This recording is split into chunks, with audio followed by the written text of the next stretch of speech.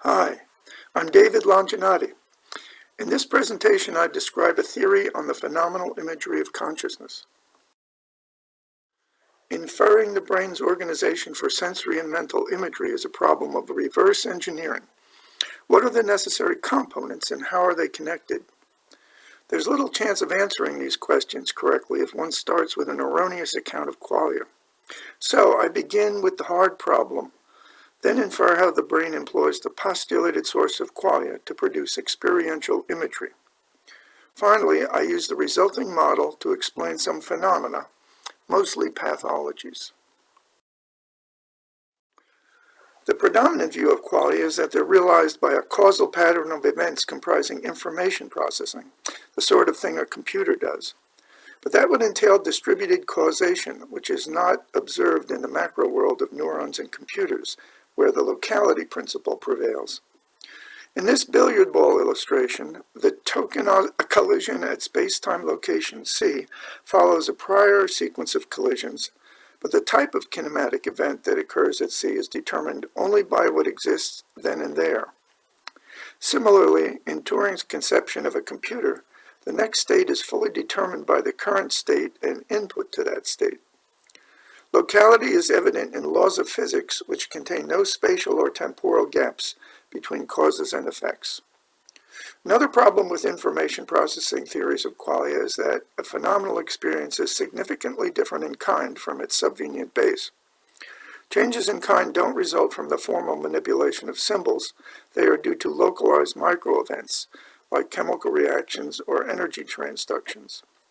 So, a scientifically conservative hypothesis is that a quale is a local event that depends on the matter and energy at its space-time location.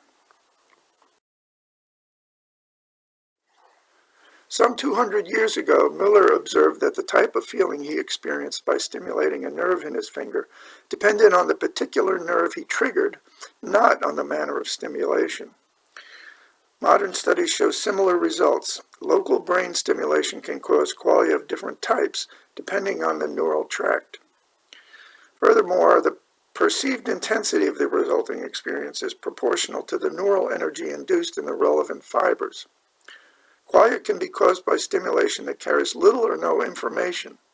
This poses another difficulty for information processing accounts. Additionally, racial measurements of the brain's energy consumption show considerable missing energy, which could be that of qualia.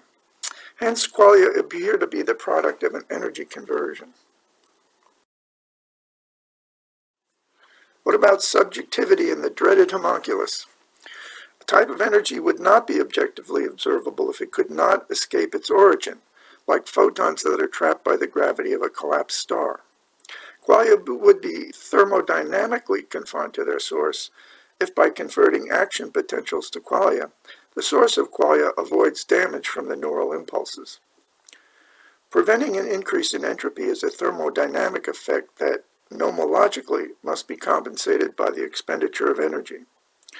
Accordingly, I hypothesize that qualia are spent as and where they are produced, in exchange for maintaining the potential energy of their source.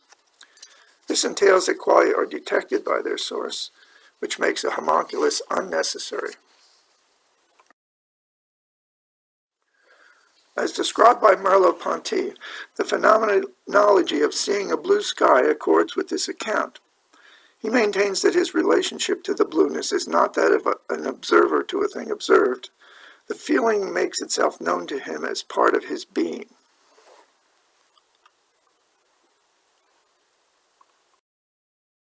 How do qualia-generating neurons produce imagery? Consciousness is correlated with widespread synchronized gamma band neural activity. The brain processes different features of a visual image in different regions, so it is widely posited that the 40 Hz activity binds such features. But synchronization alone can't produce spatial alignment. Regarding information flow, the output of a sensor like the eye is typically relayed to the cortex by way of the centrally located thalamus, shown here in blue. The olfactory path is a notable exception. Another feature of the brain's organization is the prevalence of topographic arrays of neurons. There are about 50 such nuclei in both the thalamus and cortex. The thalamus is also highly interconnected with most cortical regions, as depicted by the purple arrows.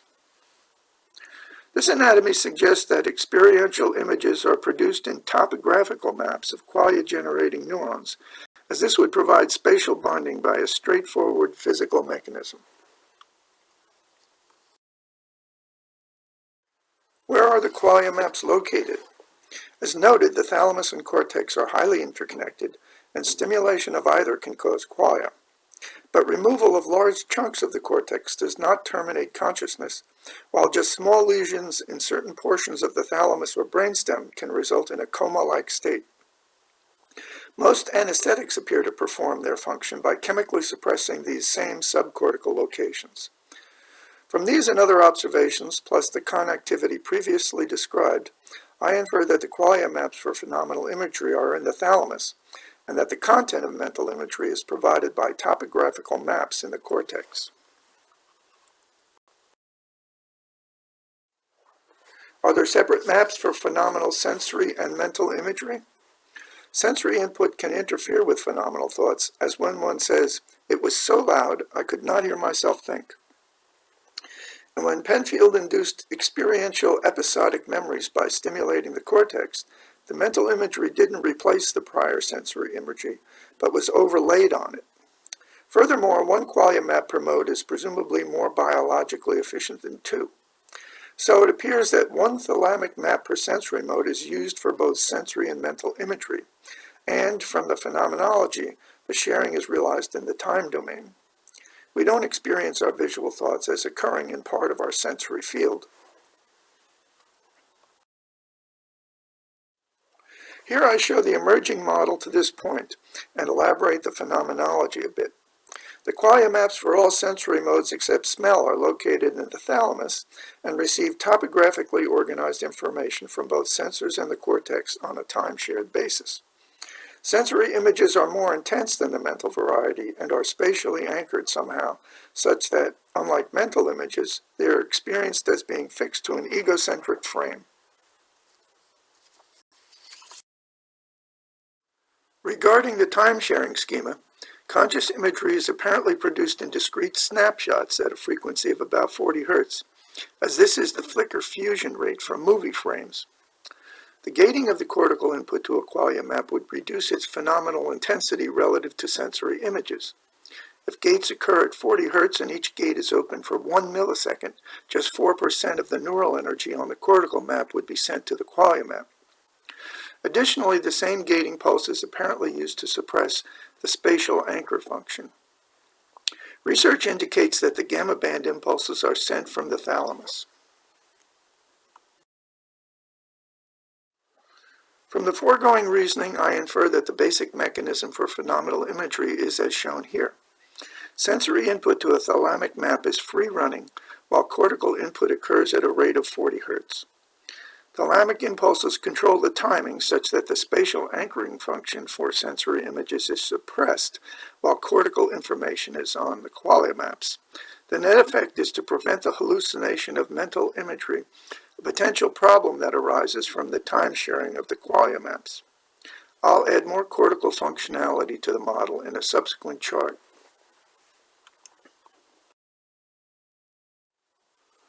Imagery can involve multiple sensory modes, which must be closely synchronized to arrive simultaneously at the thalamus. The synchronization can be realized if the thalamocortical loops for each cortical map have the same round-trip lengths. This is facilitated by the centering of the thalamus under the cortex.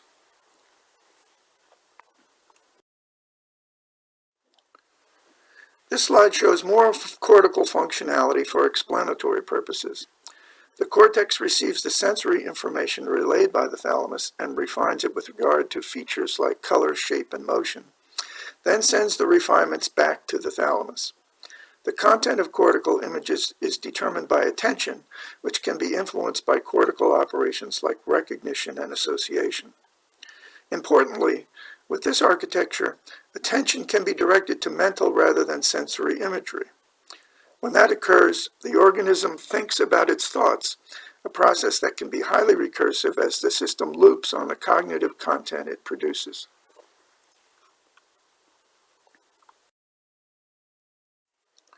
Some explanations from the model are provided on this chart. To take a few examples, hallucination occurs when the gating of the mental imagery is not synchronized with the suppression of the spatial anchors. This can occur due to the triggering of cortical images by local neural activity, as in epilepsy, or by external stimulation of a cortical map, as in Penfield's research. Lesions to cortical region V4 cause loss of color vision because color information is then not processed, so it doesn't get back to the thalamus.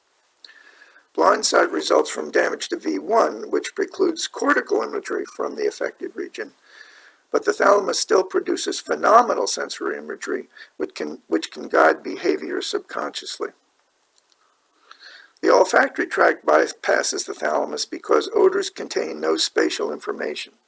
There is no need for the thalamus to prevent their spatial illumination because it can't occur.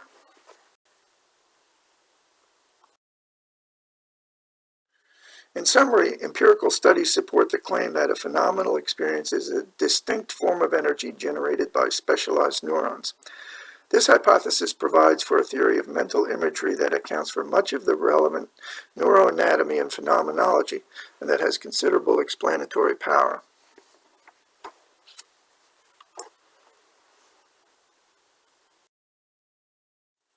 Thanks for viewing the presentation. I'm grateful to the Southwestern Society of Mind for this opportunity to share these ideas. Comments and questions are welcomed.